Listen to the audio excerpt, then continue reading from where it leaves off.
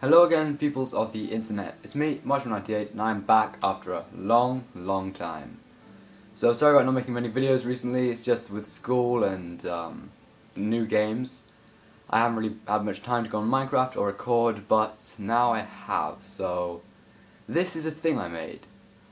I hope it's obvious to you that it is a traffic light, and it's another one of those amazingly overcomplicated things I seem to enjoy building, spending too much time on. But yeah.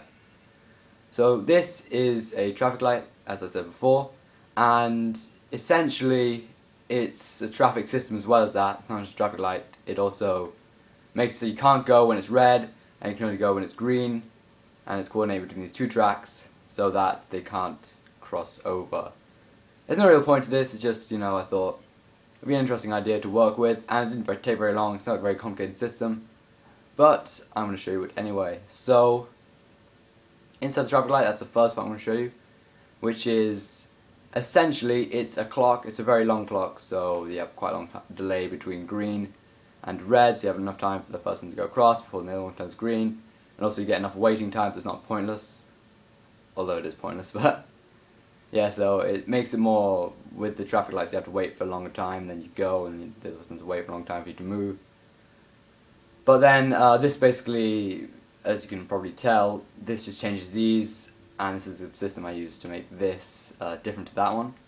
So it's probably a simple way to do this, but I just did it like that because I couldn't bother to try and make it all compact, and it's quite open. I could obviously bury all this redstone and stuff, but I just wanted to make it obvious so you could see exactly what was going on. But basically what happens here is you can see this clock is there, and then that powers all this stuff. So this one, so this one, it powers this, and then that goes into there, turning that on, and then inside there there's a redstone torch that powers the back of that. So when this block is powered here, redstone torches are there, it's powered back to this, there it is. So you can see it's powered now, and then it turns off, and then that turns on, you see?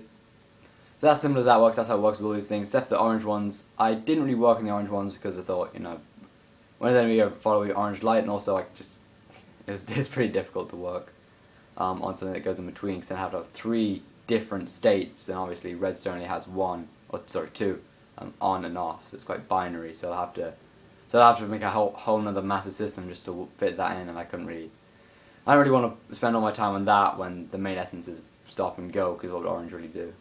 But yeah, so this is just a redstone torch tower which carries signal, and as you can see, this one is on now, and this one is off. So that powers that. So that one's going to be on actually. God, it's confusing. So if I back up to here, you'll be able to see that they interchange. So when red is on, the other red is off, and when one green is on, the other green is off, and you see it switch then. So that also affects these tracks, so you can't go at the wrong time. So you see these tracks are here. So if I were to get one of these minecarts and start it off, start off, and now I'm on green, so I just go up there. And obviously I've got this system so the tracks can cross over easily without interfering with each other. It's not the best system. I tried to work with something else that would change it, but I couldn't really find anything that was, as convenient, or it still looked bad, and it was worse looking than that. Alright, this one, I should try and get it on the off, shouldn't I? Right, so wait for the thing to go green, and now it should turn red again. No, I'll wait a bit longer because it doesn't need that much time. Just waiting for the traffic lights. Great. Right, now I guess. Oh yeah, that's red. Now wait, and it'll go green. As soon as it goes green, I start, and I go through that, and through. So that's basically what it does. There's not much to it, it's just this big thing. I thought, may as well use redstone lamps as a new update. I haven't done much in the new update, except for this other thing over there in the distance. But I'll do another video on that another time, maybe soon, maybe not. As I said, I've got school and stuff, so, so I can't really do videos that frequently, and I don't play Minecraft as much as I used to, because I've got other games now. Splinter Cell, that's a fun game. But anyway, yeah. So that's it. I'm not sure if there's anything else I need to explain. This system actually here is because originally I wanted it just to be a straight line. Well, this is deactivated, and then when it goes on to that, obviously it's activated and it flies forward, or moves forward because of the activation. But actually, the way these work is that if you're on a dead stop in this thing, then the only way you can move forward or in any direction you want across this is by having a block behind you. That's how the game knows which direction you need to move, because you're not going to move towards the block. Otherwise you just stand there and it's not going to know, so it's going to leave you standing still. So you have to have a block behind you when on a redstone, a powered rail, so it knows exactly where to move. So that means this system here is just to go around there, and then you get dropped off there, and then this can start and go. I could just put you there and then you wait, but then that wouldn't exactly make the point of it being a traffic thing, because then you just stay there and press the button and go.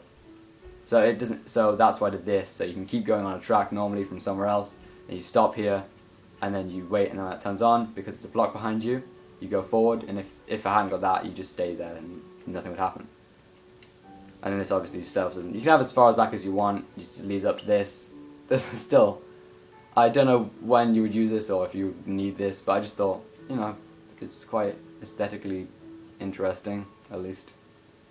That was an interesting concept for me to work with. It took too long for what it is. That's because I really started to try and do some really complicated stuff with the orange lights and the track changing. But really, the simple stuff is some of the best, because it's easy to replicate. Not that this is the easy thing to replicate. Anyway, if you want to try this and make this, sure, I think I explained it. I hope I explained it enough. There's this is basically, so when that powers that, and these lights change, this goes through there and turns that on when the lights change there. And also this one goes through not gate, and then turns that on when that's off, and off when that's on, because the not gate system between the one power signal. So yeah, that is it. I think I've explained everything. I'm not sure if there's anything else. There's a long redstone clock there, and that is as long as I'm showing you. They're all full, just in case you want to make this with the exact timing. But timing's not really that big of a thing. Anyway, thanks for watching, guys. Hope you enjoyed this episode. I'll have some more stuff for you, but it won't be as frequent. So yeah, thanks for watching, guys. Hope you enjoyed this, and see you later.